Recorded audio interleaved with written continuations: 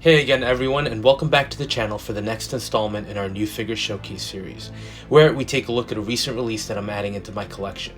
And we're continuing on with the Spidey Rogues Gallery today, taking a look at the Green Goblin Deluxe version from Marvel's Spider-Man No Way Home line. So as mentioned, this is the deluxe option, which essentially just included the glider. There was a standard version that was the figure by itself, but for me, Green Goblin belongs with the glider. That glider is a key aspect of the character, so I couldn't pass on that one.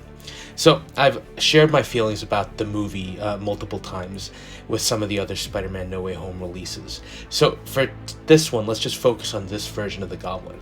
And I'm going to start by saying I'm really not going to lie. When they announced that Willem Dafoe was essentially reprising his role. Listen, I always thought Willem Dafoe did an amazing job as Norman Osborn in that original Sam Raimi, Tobey Maguire movie, but I was curious how they were going to incorporate him into this narrative, right, for Tom Holland. And part of me was also actually hoping for a new, more modern take on the character. Look, I still remember when the original came out and there were some comments about how the suit, the Green Goblin suit, actually looked a little silly. And obviously those went away a little bit when the movie released. But I was still hoping for a new version of Norman. And needless to say, I was really happy with how Marvel managed to incorporate this original version into the movie. And while the original suit, which this figure is based on, only makes a really momentary appearance in the film, it still has that classic look that I had to admit still resonates. But Marvel also managed to make a few upgrades to the overall look of the character, adding in that satchel and the purple scarf to give him a little bit of that more classic comic book look. But I still wanted that original version with that cleaner, sleeker look, which brings us to this release. And one last note, there was a third-party Toys R Us version of this figure, which I do not own, so I won't be making any comparisons, but just throwing that out there for anyone who's interested. So let's start with the package we're seeing here from Hot Toys. And like with Electro, I think you will notice that accessory-wise, not counting the glider, he is pretty light. He has 4 alternate hands, 3 pumpkin bombs, and the nice thing is you do get that alternate Willem Dafoe unmasked sculpt, but not much by any extent. However, when you see the glider, the size, and the detailing, you can easily understand the deluxe nature of the package. And also looking at the stand included, I will say I was kind of surprised that Hot Toys, going back to that stand, didn't give us a bigger display given the magnitude of the glider. But I guess everything still works, and it is a relatively stable base, just doesn't take up a lot of real estate. So let's jump into the accessories first. As usual, we'll start with the spare hands. So besides the fists that come pre-connected to the figure, you get 4 alternates, 2 splayed out hands and 2 gripping ones to hold the pumpkin bombs. So immediately what strikes me is the vibrancy of the dark green. It is a nice reflective metallic paint that looks great, and there are a ton of details recreating the mechanical ridges along the hand and the fingers, while also doing some textured work replicating the fabric feel beneath. And at the base of the hand, there is a nice mechanical piece that goes along well with the rest of the suit. Next up, you do have a spare collar that is a softer rubber material and is intended to use with the Willem Dafoe sculpt so that the neck fits more naturally. And the main reason you get this is that the mask sculpt is essentially connected on a second peg. So you need to remove the entire neck assembly to properly connect the sculpt, the unmasked sculpt, down to the body. If you flip the collar around, you do see that you have these Velcro patches that are meant to hold the piece tight to the body, although I did have a bunch of issues with these, which I'll get into at the end of the review. And then you get 3 pumpkin bombs. And for starters, they are very small accessories, so be careful not to lose them. But as we've come to expect from Hot Toys, detail work on these is incredible. From the high gloss green paint at the top and bottom to the lines of green across the body of the piece, including that nice variable texturing on the rest of the bomb. It's just, again, an impressive piece, especially for something that's such a small element and such a small scale. And I think it's always a highlight when you get something so well done, and that is, again, a credit to Hot Toys. And even the metallic orange yellow for the surface paint, just a nice piece overall that stands out. So now, I don't normally showcase the bases unless they are diorama pieces, but this is kind of an interesting approach that Hot Toys took here. So you get the standard hexagonal base in theme with the line, with the title card for the movie on the bottom, and then a green top plate showcasing an image of the Green Goblin. And you get a larger than normal flexible flight stand, meaning just a thicker piece, although it is shorter. And the reason for the size is that you use the top of the stand as a support for the glider by having it slide into an opening on the bottom. And then you get a coupler piece that's meant to go below that helps to offset the second, more traditional flight stand and waist grabber for the figure itself. Big thing here is, I think you can all see looking at this, is it is a tall piece. So that should start giving you some idea about the size requirements for the entire assembly. But now the piece that really stands out for me and is an amazing addition, although not without issues, and that's the glider. So you can see from the front view that it's a really nicely detailed piece, although the first issue I have and the main issue, with the wings fully in the closed position and there's no more I can push it, right? You can immediately tell that there's some misalignment with the wings on mine, and you don't get a fully symmetric look. But even so, let's look at the positives. The engine element on the bottom looks pretty incredible with all of the pistons, and you can even see some missiles hanging from the wings. Now the top of the glider actually has a great dark purple textured surface that adds a nice color contrast with the rest of the glider being fully painted with a kind of weathered metallic paint app that looks amazing. Even the footrests look great, and they have a functioning metal clamp that goes around the figure's foot and looks great.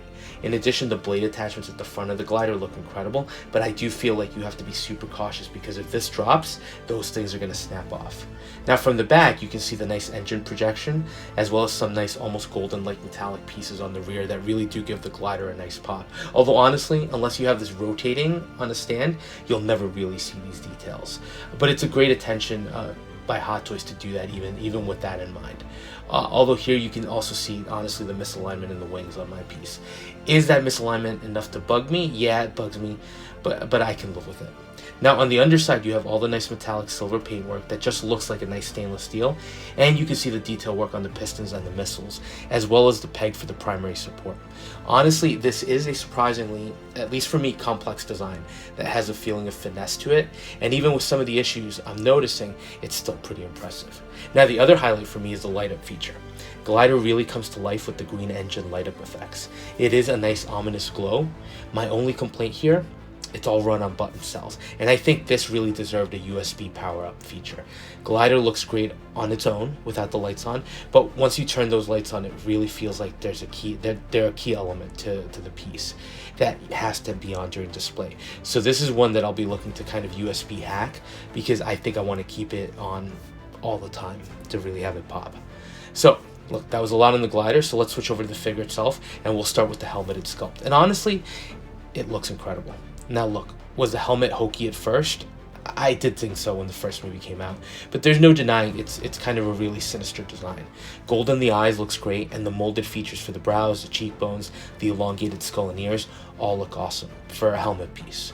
But the highlight has to be the mouth. The teeth are that nice silver finish with the fangs, but underneath is a mesh screen of sorts, and you can just see the outline of a human mouth underneath.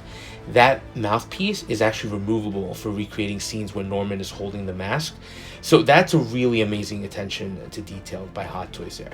And it's something that honestly you really won't see unless you're staring at the sculpt from really close up. And look, the other thing I like is that the paint up on the helmet.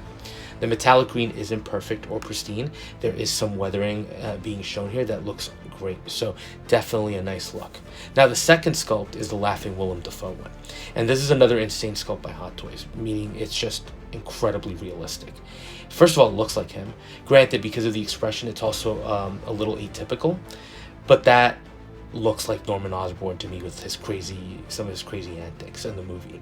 Detail work here with that expression is amazing. There's no denying that. Starting with that huge smile that's exposing his teeth, which are incredibly well sculpted, and you can even see the tongue. That's great attention to detail. But even the expression is causing all this movement on his face. So you get his cheeks, you get the wrinkle on his foreheads, you get wrinkle around his eyes, you get wrinkles around his mouth. Everything is just so amazingly well done with great paint apps. So you really are getting two awesome choices for display. And you can see the alternate collar on here as well. Now the eyes look great too, very lifelike. And this figure does have the rolling eye system. But I'll be honest, I really don't want to touch it just for fear of messing things up with the eyes. But the way it works is that the entire rear portion of the sculpt attaches magnetically to expose the mechanism beneath. And I will say, one of the other things I liked here, the seams for the hairpiece line up really well, so they're actually pretty well hidden. So that's kudos to the sculpting team for making that happen. So now the rest of the figure. When you see it first, you do think it is a fully armored piece, almost like a more lean Iron Man. But interestingly enough, the suit is actually a fabric piece that has sort of rubberized panels on it along the back, and the legs with some great detail work down the arms and down the legs, kind of showcasing these gold links. And then you do have the plastic armor pieces that are located along the chest, the torso, the outer arms, and down the legs. Paint apps here are also good and look outstanding, especially with the weathering. And actually my favorite is the detail work on the boots because they just look phenomenal. But I will say on the arms, especially close to the wrists, and on the legs, at the bottom cuffs of the pants, they do seem a little loose. So it was an interesting choice, especially on those pieces, especially on the lower arms, where it just doesn't look visually as good as it could. So look, there's no denying this is a stunning piece. Just with the glider alone, this stands out. I still think that the Electro wowed me a little bit more. That one just seemed to have everything hit perfectly. This is a great figure by all accounts, but there are just a few minor things that irritated me and one big thing. So let's start with the minor things. Like I mentioned earlier, the arms and the legs. Fit of the suit is a little annoying just because it's visually a bit distracting. I think maybe with some tweaking I can get it to drape a little better, but I think I would have liked having the suit actually wrapped around the wrist peg to hold the piece in place a little bit better. Next annoying thing has to do with the head swap. So like I mentioned earlier, you have to remove the collar piece and swap it out when you use the sculpted head just to make it fit on the body. And that collar piece is connected with Velcro elements.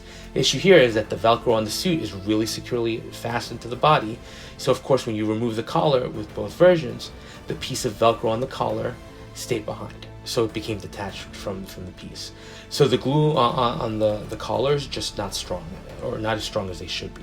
It was an easy fix, a little crazy glue, and we're back to normal. But the fact that it happened with both pieces, not great. Now the major issue I had with the figure, posability. Arms are double jointed, legs at the knees are actually really flexible, so that's a great setup. But the connection of the legs to the torso, the ab crunch, all heavily restricted by the suit. So getting the figure to pose in any extremely dynamic way is almost impossible. I may try again, but if you want the Goblin, for example, crouched down low on the glider, good luck. And I think that is a negative because getting the glider really mobile and in the dynamic pose is a huge appeal. And along those lines too, the flex pull from the base doesn't really allow for too much dynamic posing of the glider, so that's another issue. But having said that, this is another amazing figure. And while not perfect, it's still really impressive. And for me, I'm very happy to have him in hand. But I will say, is he essential for a No Way Home display? I don't think so. I think the final battle version is the more appropriate look for a No Way Home kind of collection. Now, if you're trying to get a Sam Raimi Spider-Man, then this definitely fulfills that requirement. Personally, I wanted both versions, so that's why I ordered both. But I think the version you get will depend on what you're trying to achieve in terms of your display. But it's a beautiful figure, and the glider is without a doubt a work of art. So that was a quick look at the Deluxe Green Goblin by Hot Toys, another great release and one I'm happy to add to the collection. So let me know your thoughts, and as always, thanks for watching, and if you are enjoying the content, please consider dropping a like, comment, and subscribing, and we'll touch base on the next video.